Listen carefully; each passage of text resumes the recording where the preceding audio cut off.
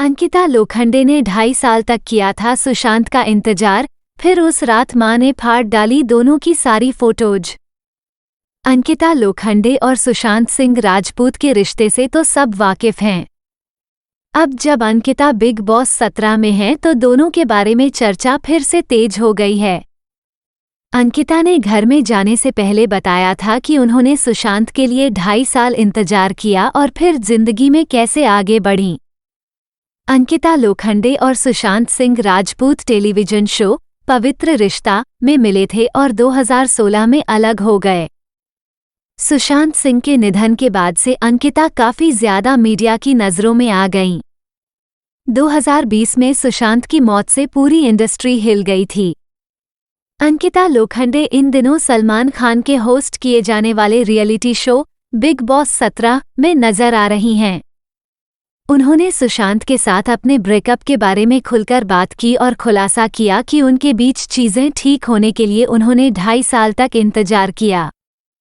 अंकिता लोखंडे ने BBC news Hindi को बताया कि उन्हें उम्मीद थी कि चीजें ठीक हो जाएंगी, लेकिन उनके घर में उन दोनों की इतनी सारी तस्वीरें थीं कि 31 जनवरी को उन्होंने फैसला किया और अपनी मां से सभी तस्वीरें हटाने के लिए कहा। उन्होंने खुद से कहा कि ऐसा ही होना चाहिए और उन्हें अपने जीवन में किसी और के आने के लिए जगह बनानी होगी। अंकिता की मां ने फाड़ दी फोटोज। एक्ट्रेस ने अपनी मां से कहा था कि जब तक सुशांत हैं तब तक उनकी जिंदगी में कोई और नहीं आ पाएगा। फिर वो अपने कमरे में चली गईं और उनकी मां ने तस्वीरें हटा दी और उन्हें फाड़ दिया। उस दिन अंकिता बहुत रोईं और यहीं उनके और सुशांत के बीच सब कुछ खत्म हो गया। उन्होंने कहा कि उन्होंने इंतजार किया, सब कुछ किया और 6 महीने बाद विक्की जैन उनकी जिंदगी में आए। उन दोनों ने दिसंबर 2021 में शादी कर ली। सुशांत के निधन के बाद परिवार के साथ खड़ी रहीं अंकिता।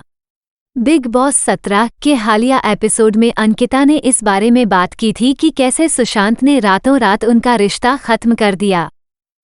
उन्होंने बताया कि लोग उन्हें भड़काने की कोशिश कर रहे थे क्योंकि उन्हें सफलता मिल रही थी। उन्होंने ये भी बताया कि सुशांत ने कभी भी अपने ब्रेकअप के लिए कोई सफाई नहीं दी। सुशांत के निधन के बाद अंकिता ने शोक जताया और साथ बिताए समय की यादें शेयर की। उसके बाद आए कठिन समय में भी वो उनके परिवार के साथ खड़ी रहीं।